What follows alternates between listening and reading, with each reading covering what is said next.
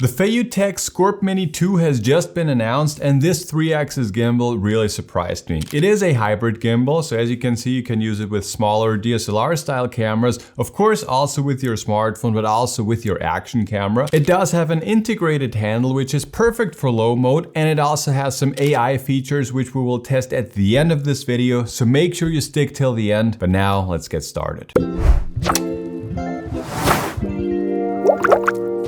Alright, welcome back everybody. In case you're new here, welcome. I'm super excited to have you. My name is Julian and I'm the creator of Smartphone Filmmaking Pro. And on this channel, we talk about content creation with our smartphones and all kinds of accessories. So if that's interesting for you, make sure you hit that subscribe button. Unboxing and packaging content. Inside the box, you get a very nice carrying case, which is super sturdy and which offers lots of protection. Inside you, surprisingly enough, find the gimbal itself. You find a phone holder, a bunch of different plates which you can use to mount your DSLR style camera, as you can see right now, or you can also mount your action camera and also your smartphone, and you can also switch from vertical to horizontal shooting, but I'll show you how that works later in this video. And you also get a GoPro action cam style mount and a table tripod to put down the gimbal on the ground, as you can see right now. I also got the extension pole, which you can mount at the bottom of the gimbal to get some interesting drone type shots. And inside of the box, you also get all kinds of cables and connectors, and to be honest, more than you will ever need, and also a counterweight and a small wireless light. The gimbal feels well built and overall very solid. I guess most of it is still plastic, but it doesn't feel flimsy or bad quality at all. What I like most is how ergonomically friendly everything is. For my hands and for me personally, the grip has the perfect size, or basically rather both of the grips have the perfect size, and everything feels lightweight and overall great to hold. When I first unboxed the gimbal, it took me a couple of minutes to find out everything, like how everything is working, as I'm not used to using this, dual grip handle style of gimbals.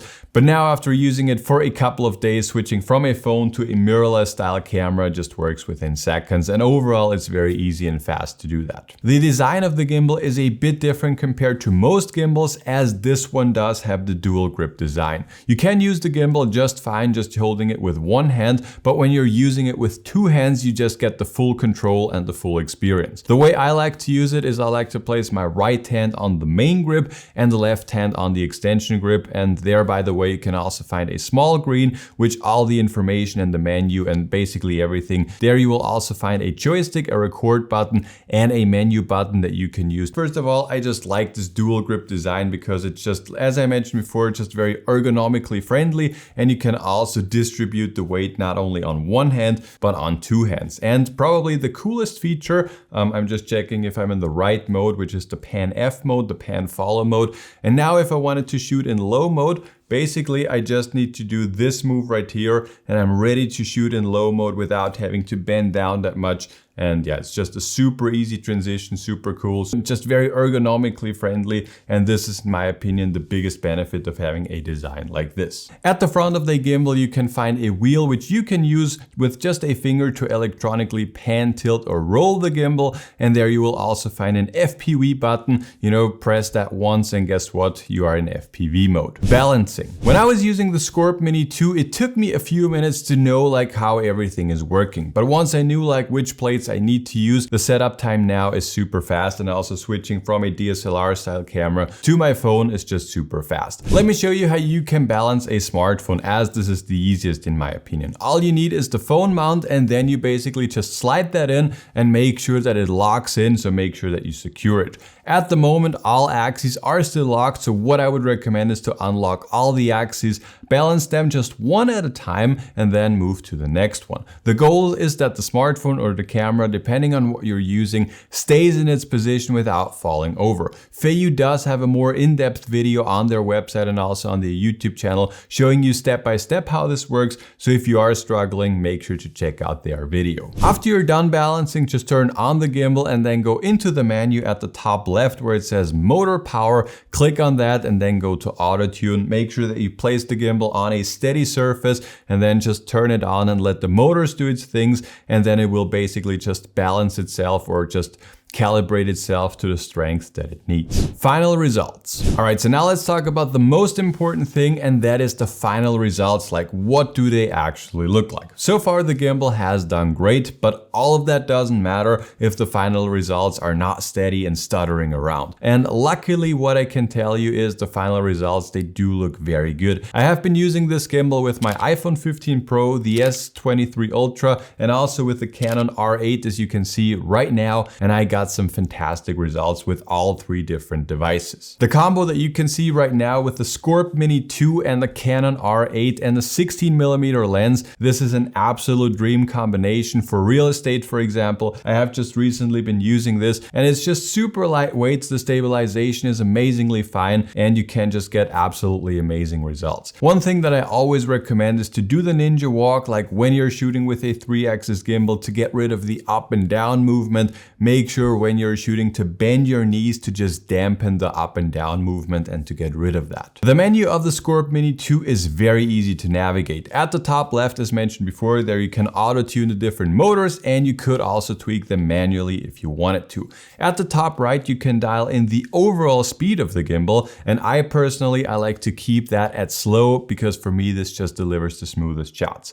At the bottom left, you have all the different modes. You can change between pan tilt follow, pan follow, the locked mode, FPV, and then you also have the FFW mode. And if you're like me, you probably don't know what that mode is. You've never heard of that before, and that was the same for me. And as I've been testing it out, it sort of is like a sports mode. It basically unlocks all the different axes, so it's basically like the FPV mode, but on top of that, it is super responsive. So if you're moving around, if you're filming anything sporty, this will be the mode to go. And now coming back to the menu, at the bottom right, you can access a couple of cool features such as time-lapse, the full 360-degree spin shot. You can let the gimbal do a panoramic shot like completely automatically for you. You can let the gimbal switch over to portrait mode, selfie mode, and you can also access the track video. If you swipe up from the bottom, you can also change the function of the wheel at the front. So this one right here, if you don't want it to be tilting or panning, you can also change that there as well. All right, so as I already mentioned at the beginning of the video, the FeiyuTech SCORP Mini 2 does also have some built-in AI features, and now I would say let's just test them out. So as you can see, currently I have my iPhone 15 Pro in the gimbal, and it's not doing anything. If I'm moving around, basically nothing is happening. So the first thing that I want the gimbal to do is to track myself, and I can basically just activate this by doing this hand gesture right here. Now the light at the front of the gimbal turned green, so it should be following me around. But now the only problem is that the iPhone is not recording, so you can't see myself. To change that, I could of course turn around and press the record button on the iPhone or on the gimbal, or I could also just do this hand gesture right here. Now it's counting down, and I think now it should have started the recording. And now if I'm moving around, you can see that it's following me around. And basically if I'm just by myself, filming myself, also if I'm outdoors, I could use this very easily to also move around. And especially if I'm using a wireless microphone system like I'm doing right now, this is very handy. If, for example, I'm not happy with the framing, I could also change that. Let's see if that's working. Basically, all I gotta do is this hand gesture right here, then change my position, do this again, and now it has changed the framing and it is still working just fine. I think that is working very nice. Let's say I'm done filming, or I just wanna go back to the gimbal so that it's not following me around forever. Basically, all I gotta do is this hand gesture right here, and then it stops tracking me. So overall, the AI features are working super fine, super nice, and yeah, it's very cool to have this in your toolkit. So in conclusion, the SCORP Mini 2 is a fantastic gimbal for anyone that wants to have one gimbal for any scenario. It does work great with smartphones. You can easily use the smartphone with the case and with add-on lenses or filters and so on. That's no problem at all. As I mentioned before, I also really enjoyed using it with a mirrorless camera, and the results that I got, they were pretty amazing with the smartphone and also with this setup right here. For me personally, this has been my first dual grip design gimbal, and I gotta say I really enjoyed using it, and especially for the low angle shots. I noticed that I have been using low angles just so much more compared to any other gimbal basically. I will link this gimbal down below if you want to check it out for yourself. And in case you're thinking about making some extra money with your smartphone, then make sure to also check out our quiz that we have recently launched, where you can answer 12 questions and and you will get a customized report to see if you're ready to start your own personal side hustle with just your smartphone. So make sure to check this out, and I'll talk to you in the next one.